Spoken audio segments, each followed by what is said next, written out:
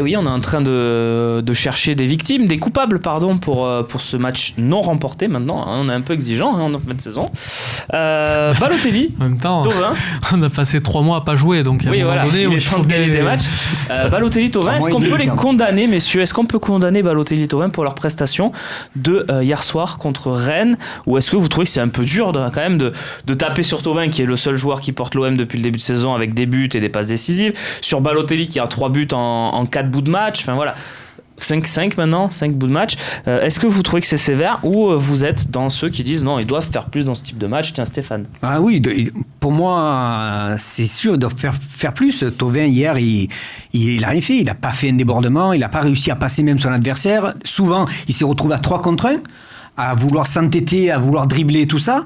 Puis Balotelli, de toute façon, en première mi-temps, il n'était pas dans le match. On l'a vu avec ses fautes sur les défenseurs ou sur les joueurs de Rennes. Presque s'il ne prend pas un carton rouge, Quand même, au moment, il n'est pas passé loin. Il n'est pas passé loin, donc non, après, il faut leur demander plus. Oui, de toute façon, ils sont là pour ça. On a pris Balotelli pour ça. Pour Vas-y. On ne peut pas les condamner non plus. Pourquoi? C'est eux qui nous portent, voilà.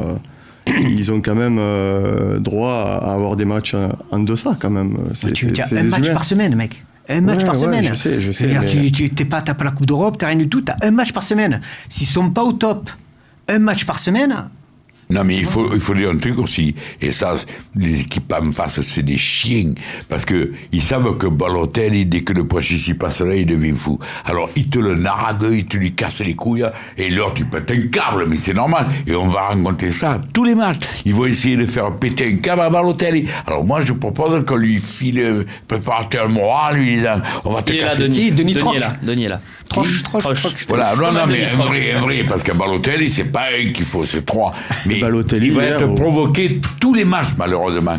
Et l'arbitrage, s'il était correct, j'espère qu'ils iront à ceux qui provoquent Balotelli. Oh les gars, arrêtez le carton jaune ou là. On l'a vu la semaine dernière, lui aussi, il provoque pas mal les défenseurs. Non, mais il n'est pas méchant.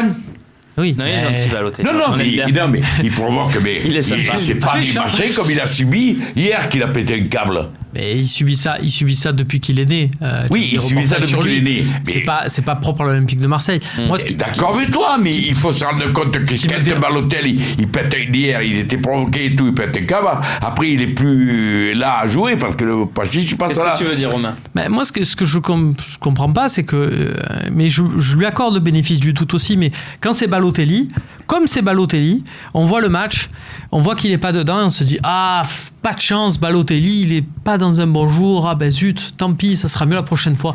On est exigeant avec tout le monde à l'Olympique de Marseille, on est exigeant, regardez le pauvre Garcia, comme on est exigeant avec lui, on est exigeant avec tout le monde, et dès que c'est Balotelli, il a droit à un jour sans. Alors, il a quand même défendu. Il était devant. Il arrive, il a fait 3 matchs, 3 buts. Le 4e n'a pas marqué. Ça va. Vas-y, Chris. Ça, je suis d'accord. Vous avez vu, Balotelli, il n'est pas resté que devant. Il est descendu, il a défendu. Oui, c'est vrai qu'on peut pas dire qu'il a traîné le pied. Il n'a pas traîné les pieds quand même. C'est là aussi. Sotario, un mec comme Thauvin, que j'adore, je l'ai toujours défendu, ce garçon. En plus, c'est un bon mec. C'est vrai qu'à première mi-temps, son attitude m'a un peu déplu. Il marchait, on aurait dit qu'il n'était pas impliqué, il ne s'était pas impliqué. C'est rare que j'ai eu ça de Florian. Qui t'a plu en première mi-temps? Quoi? Qui t'a plu en première mi-temps? Qui m'a plu. Oui, on a regardé le match avec ça, mais il n'y a pas de qui m'a plu, qui m'a pas plu. La mi-temps a été pourrie. Voilà, ils ont dû commencer en deuxième mi-temps directement. Faire un match un peu de quartier. C'est le syndrome de l'OM. Il n'y a personne qui est protégé, puisqu'il sort Balotelli quand même. Il laisse Germain, parce que Germain, on peut se dire, il est fatigué, il a fait plus d'efforts. Mais il le fait sortir tout le temps, de toute façon. Tu regardes. Après, il faut savoir qu'il y a aussi ce côté physique, c'est-à-dire qu'ils lui ont refait faire une préparation. Et c'est dans ces moments-là, c'est-à-dire que tu as besoin de faire attention, parce que Balotelli, contrairement à d'autres, après, c'est aussi musculaire. Il est grand, il est costaud, et plus tu as de masse musculaire, plus tu as des endroits où ça peut péter. Donc il faut faire aussi là-dessus, il y a aussi cette gestion-là. Mais c'est vrai que je reconnais ce que tu dis, Chris, tu as raison. Il y a eu du travail défensif de sa part. Et pour mettre une pièce dans le moulin René Malville, quand je vois l'entrée en jeu de Dimitri Payet, parce qu'il y a eu un double remplacement, et donc du coup il est sorti au moment où Payet est rentré.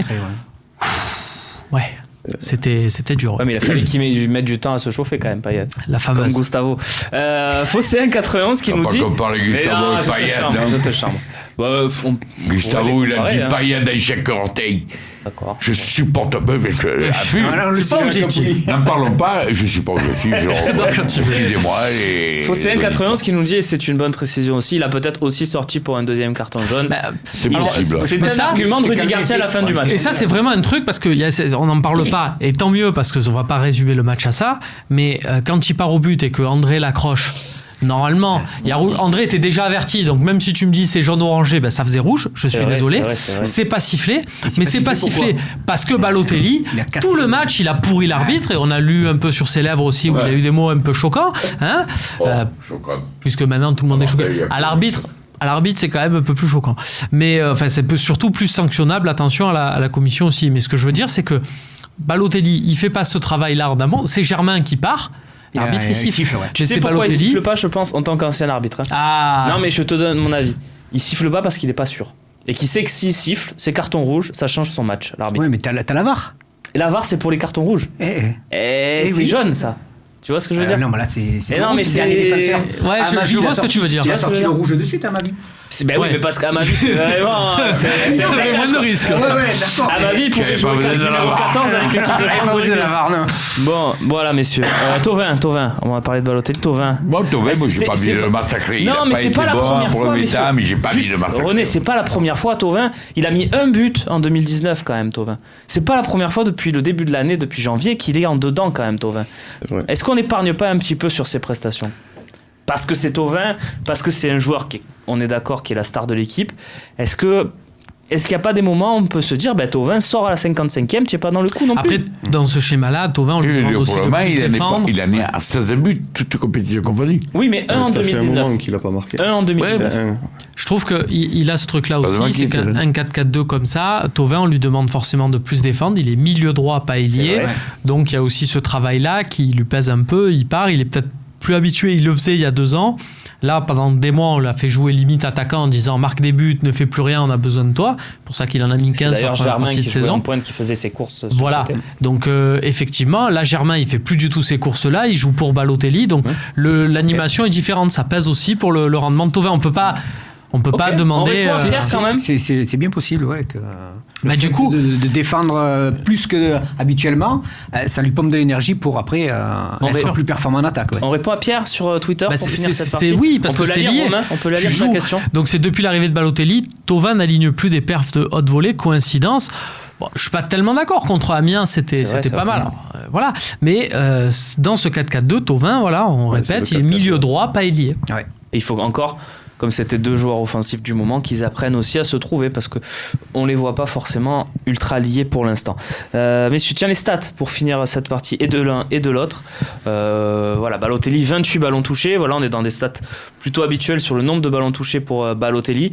Seulement 4 duels gagnés. Est-ce que finalement, René, c'est pas là qu'il a perdu son match, Balotelli? Les duels gagnés, parce qu'il gagnait que 4 duels dans un match quand t'es avant-centre, c'est dur, non? Et dans le micro. Il perd 9 en plus. Ouais. Et on n'a pas eu le même Balotelli. Hein? Voilà. J'attends contre Saint-Etienne. Ouais.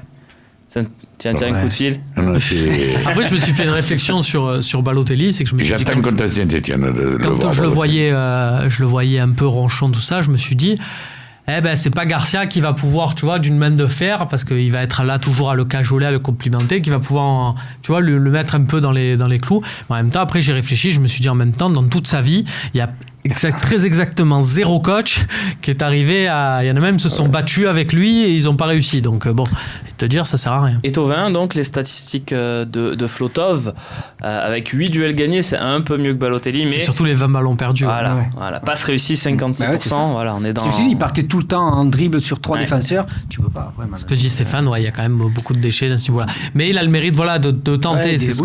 Quand ça passe, c'est sûr qu'on a un bon passe, c'est l'exploit. Voilà.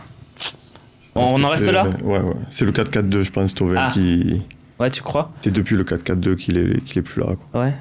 Juste pour rebondir sur ce que tu dis, vous n'avez pas l'impression que c'est un peu une fausse excuse ce 4-4-2 parce que défensivement, on n'est pas loin quand même du 4-2-3-1 avec Payet, parce que Payet, défend pas non plus. Hein. Oui, et si tu mets Payet, Balotelli, ça va être exactement pareil que Germain Balotelli. Mais c'est un ensemble sur ce match-là. Sakai, j'ai trouvé Sakai bien moins bon aussi. Alors est-ce que Sakai est moins bon parce que Thauvin, on peut tous se mettre la faute les uns sur les autres. Ils ont tous été moins. Allez, au Lakers, on a pris un point. Est-ce qu'on a fait une bonne opération? Ça, c'est autre chose et c'est le débat qui arrive.